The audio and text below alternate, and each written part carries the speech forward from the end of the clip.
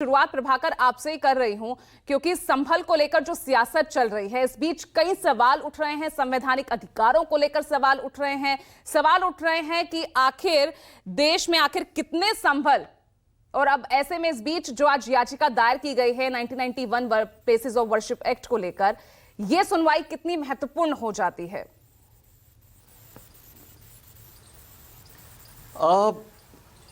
पहले दर्शक ये जानना चाहेंगे कि आज सुनवाई कब होगी, तो मैं बता दूं मुख्य न्यायाधीश की बेंच के सामने आइटम नंबर 44 है और तो विलंब से सुनवाई होगी, समय लगेगा इसमें।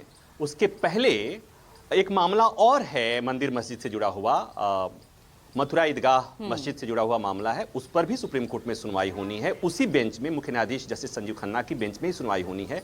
और एक महत्वपूर्ण बात ये कि ये जो धार्मिक टिप्पणियां जो होती हैं, भड़काऊ भाषण होता है, उसको लेकर भी एक याचिका उसी बेंच पे सुनवाई होनी। तो एक तरह से हम कह सकते हैं कि मुख्य न्यायाधीश की बेंच में आज मंदिर मस्जिद और भड़काऊ बयान से जुड़ा हुआ मामले की सुनवाई आज होनी है। दूसरी बात कि प्लेसेज ऑफ वर्शिप एक्ट 4 साल से ये मामला सुप्रीम कोर्ट में लंबित है। नवंबर में अयोध्या मामले का फैसला आया था और उस फैसले के तत्काल बाद प्लेसेज ऑफ वर्शिप एक्ट को सुप्रीम कोर्ट में चुनौती दे दी गई थी।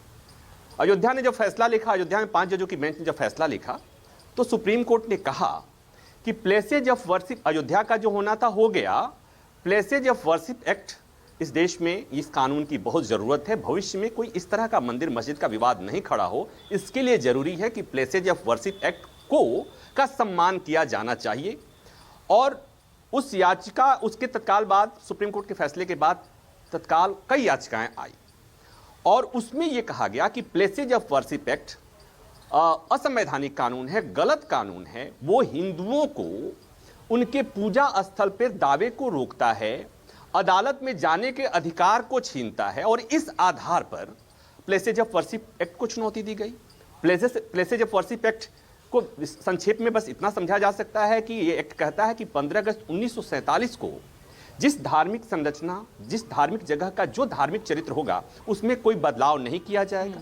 और उस एक्ट में अयोध्या को एक्सेप्शनली रख दिया गया था, अपवाद रख दिया गया था कि ये एक्ट अयोध्या के मामले में लागू नहीं होगा। और एक अपवाद और था कि एक ancient monument and remains act 1958 के तहत जो इमारतें संरक्षित हैं उस पर यह एक्ट लागू नहीं होगा। तो ये जो 1958 का एक्ट कहता है कि जो प्राचीन महत्व की, पुरातात्विक महत्व की और ASI प्रोटेक्टेड जो इमारतें होंगी और पूजा स्थल होंगे, वहां ये लागू नहीं होंगे।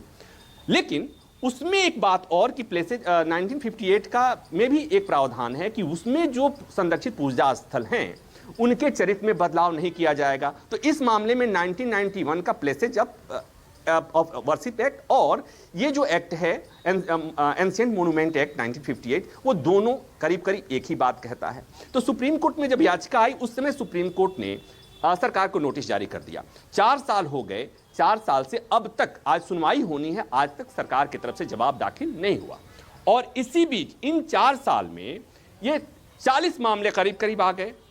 अयोध्या के तत्काल बाद बनारस का मामला आया, बनारस के बाद मथुरा का मामला आया, उसके बाद ये कुतुब मीनार का मामला आया, उसके बाद मध्य प्रदेश धार का मामला आया, भोजशाला विवाद आया, उसके बाद संभल विवाद आया, उसके बाद ये अजमेर का विवाद आया। तो इस तरह विवादों की कड़ी लग गई, झड़ी लग गई। अब उसकी वजह क्या थी वो भी थोड़ा समझने की जरूरत है कि 5 जजों की बेंच ने जो फैसला दिया था उसमें थे जस्टिस चंद्रचूड़, और जस्टिस चंद्रचूड़ के सामने जब ये ज्ञानवापी वाला मामला आया, सर्वे के खिलाफ मुस्लिम पक्ष यहाँ, मस्जिद पक्ष यहाँ जब पहुंचा, तो जस्टिस चंद्रचूड़ की बेंच ने एक टिप्पणी की कि ये जो कानून है, जो एक्ट है प्लेसेज ऑफ वर्शिप एक्ट, वो धार्मिक चरित्र में बदलाव को तो रोकता है, लेकिन सर्वे पर कोई रोक नहीं और सर्वे होने में कोई दिक्कत नहीं है, सर्वे करने में कोई दिक्कत नहीं है। नतीजा ये हुआ कि उसके बाद सर्वे की मांग उठने लगी और अलग अलग अदालतों में याचिकाएं जाने लगी और सारी अदालतों ने सुप्रीम कोर्ट की उस टिप्पणी को फैसले की तरह लिया और उसके बाद से सर्वे के आदेश जाने लगे। और ये रुकने वाला नहीं है, ये कहीं मुझे तो रुकता हुआ कम से कम नहीं दिख रहा है। तो ये जो अब सुप्रीम कोर्ट में जो सुनवाई होनी है प्लेसेज ऑफ वर्शिप एक्ट को लेकर कि ये एक्ट सही है या गलत है, सुप्रीम कोर्ट इसको देखेगा। दूसरी बात ये कि अगर ये सही नहीं है, अगर ये गलत है, तो क्या इसे हटा दिया जाएगा? और हटा दिया जाएगा तो फिर वो फ्लड गेट जो अभी थोड़ा थोड़ा पानी निकल रहा है वो पूरी तरह फ्लड गेट खुल जाएगा और फिर तब कोई बार नहीं होगी, फिर कोई रोक नहीं होगा। और वो जो 40,000 मंदिरों के दावे किए जाते हैं कि 40,000 मंदिरों को तोड़ा गया था और उस पर मस्जिद बनाई गई थी, विश्व हिंदू परिषद का यही बात है। और आपको याद होगा कि सुप्रीम कोर्ट में सुनवाई हो रही थी तब भी ये बात उठी थी और उसके पहले अयोध्या विवाद के दौरान भी इस तरह के नारे लगते थे कि अयोध्या तो झांकी है, काशी मथुरा बाकी है, और उसके बाद ये सारे दावेदारी किए जाएंगे। तो प्लेसेज ऑफ वर्शिप एक्ट इसीलिए तत्कालीन कांग्रेस सरकार लेकर आई थी कि अयोध्या के मामले की तरह बाकी देश में और कोई विवाद खड़ा नहीं हो, इसके लिए एक ऐसे कानून की जरूरत है। तो वो जो कानून लाने का इंटेंशन था उसके पीछे वही था कि भविष्य में इस तरह का कोई मंदिर मस्जिद विवाद खड़ा नहीं हो।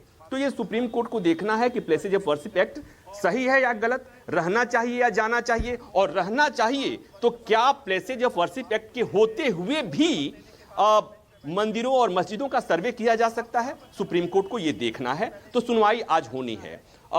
सरकार की तरफ से जवाब आया नहीं है।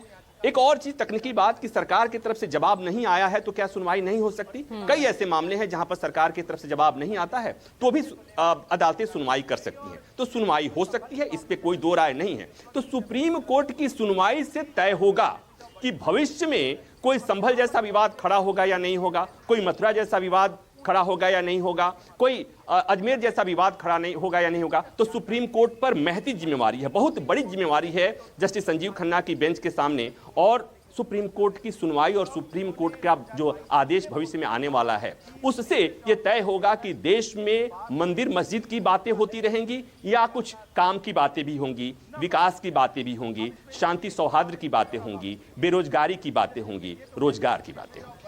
ठीक है, तो इस लिहाज से बहुत महत्वपूर्ण है आज सुप्रीम कोर्ट में होने वाली ये सुनवाई इन 6 याचिकाओं पर। आप बने रहेगा प्रभाकर।